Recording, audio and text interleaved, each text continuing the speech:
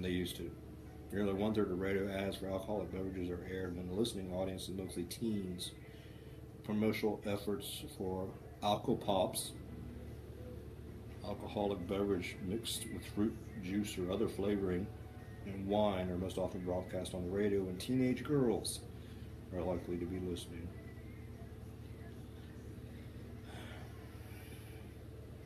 Yeah. Ooh. But they create this sense of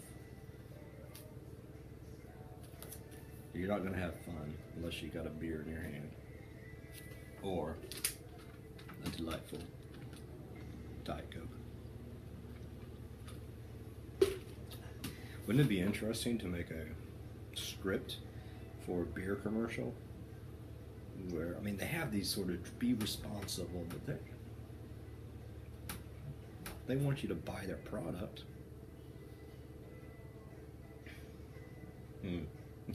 Go to somebody having to get a liver transplant or something like that. Go, this blood's for you. That's the type of stuff I'm talking about. Okay. Body image, obviously.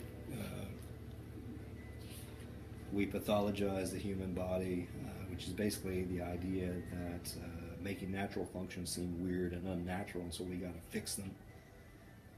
Age, for instance. You gotta look young, cosmetic surgery, all these things that tell us what's normal is not normal, and fitting into these ridiculous sort of preconceptions or cultural ideals of beauty that are never ideal. I mean, they're stupid. And they're not, well, okay.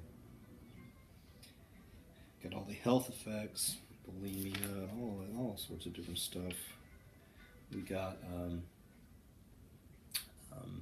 obviously, it structures our ideas of femininity and masculinity. To be masculine, you got to have this. To be feminine, you should have this. So, yeah. Boys' toys on steroids. It rhymes. Alright. Then they talk about just sort of the beauty sells sometimes. Why do we buy what the media sells? I don't know. There's evidence that people sometimes feel a vicarious sense of well-being, optimism when they see idealized models in the media. Ooh.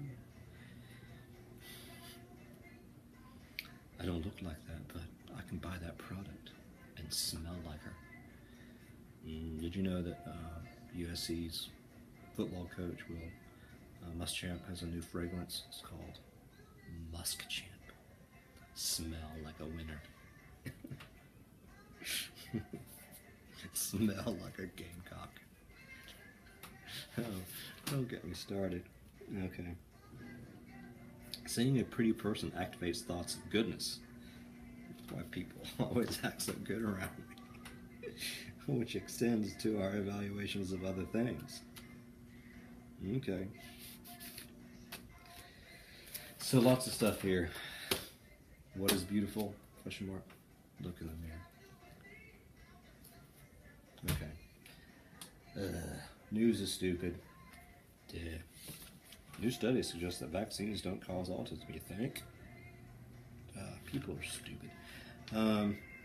But some of the things, you know, let you read issues of accuracy and fairness. So if you wanted to write a segment, or it's like,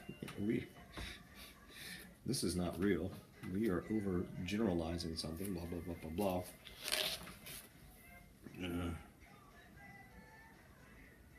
See, okay, the sensationalism is correct. Pandemics sell, right? The bad stuff sells. It says here, heart disease, obviously, is the world's leading cause of death, but receives less coverage than the funky donkey virus. The funky monkey virus. The funky monkey donkey. Ebola avian thing. Yeah. I'll let you read the rest. There are some advantages to health news. Yeah. I like the skills builders here too. Okay. Entertainment. one thing we have to think about when we're thinking about entertainment, like TV shows, movies, and all that stuff, how they portray people. So how they portray folks with mental illness. They say that often people with mental illness in entertainment shows are portrayed in the media as wild-eyed, disheveled, violent, and dangerous. In reality, only 11% of folks with psychological disorders are actually violent. Yet, in shows, almost always something funky goes on like that. Issues of disabilities. As the audience watches, a police officer apprehends and arrests a man who just robbed a cab driver. It might be a scene from any number of television shows or movies, but this one has a twist. The officer who is paralyzed uses a wheelchair.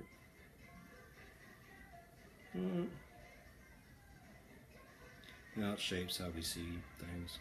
Yeah, I'll let you read it. Okay, so how people are portrayed. And it's not that they focus on this, but how doctors are portrayed, how nurses are portrayed, how everybody's portrayed.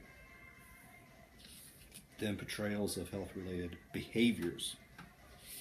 We talk about sex, sexual objectification, which is a very, very important idea. Occurs when an individual is treated primarily as an object of another person's desire, not as a whole or unique person with needs and desires of his or her own. Rape culture. Please, if you have the opportunity, read Palmer Reynolds' paper. It's about Law and Order, the Special Victims Unit. She does a great analysis of that, tying it to issues of rape culture. Safer sex and porn. Yeah. Good deal of evidence suggests that people who regularly watch pornography are more likely than others to be sexually promiscuous and to engage in unsafe sexual practices. Very rarely is safe sex actually portrayed in the media. Double standard for sexual orientation, violence. A lot of the things that the research indicates is that all this stuff sort of desensitizes us to everything. That is, it doesn't become a big deal anymore, right? Violence. It normalizes it. Boys will be boys. Just a bunch of crap. Okay. And that cultivation, the more we see stuff, we just think, oh, that's the way it is. It ain't. Then portrayals of healthcare situations, again. Medical shows don't put doctors on as high a pedestal as they used to, but for the most part, they used to be saintly. Triage. I remember reading this someplace. I don't have military experience, but remember when they did triage and MASH. A military triage often is, or MASH, they would take whoever is the most serious first. But in reality, if somebody's about to kick the bucket, they take the folks who can be fixed to get them back on the line as quickly as possible. So yeah, issues of diversity in healthcare settings. Obviously, we don't see a whole lot of diversity. I'll let you read crazy stuff. Entertainment-omercials, product placement, as I've said before, education, entertainment, education, programming, pro-social programs. They don't talk about a lot of the talk shows in here. I don't know why, but I don't like them. Never, ever, ever call me Dr. Jason. I think people who are called doctor and then their first name, it just makes me nauseous. Dr. Phil. He's got a worm on his upper lip. Some of these things probably have advantages and disadvantages. Dr. Gupta. But yeah, all this stuff just literally makes me sick sometimes. Okay, and then I'll let you read the common infrastructure theory. Now, the point of all of this is that we should have media literacy. So we don't just take all this at face value. It's defined as awareness and skills that allow a person to evaluate media content in terms of what is realistic and useful. Okay, look at that little kid playing. Okay. So, what are the stages here? Informative stage. Identify types of messages as persuasive, informative, entertaining. A lot of them are all, everything all at the same time. Can't really divorce those. Analytic stage, analyzing all the various components. In this stage, they typically deconstruct messages with the guidance from a trained leader. He's just, what's going on? What's your perceptions of what's going on? Deconstructing it is breaking it up. Okay, what's really going on here? For example, beer commercials often present a social reality in which drinking is fun and sexy. Why? Why? Why? Why is this person wearing a bikini and sliding around on top of a car eating a burger? Oh, I don't know. I think I want to, not only do I want to wear a bikini, I want to slide around a cool car. And then experiential stage where you create your own stuff.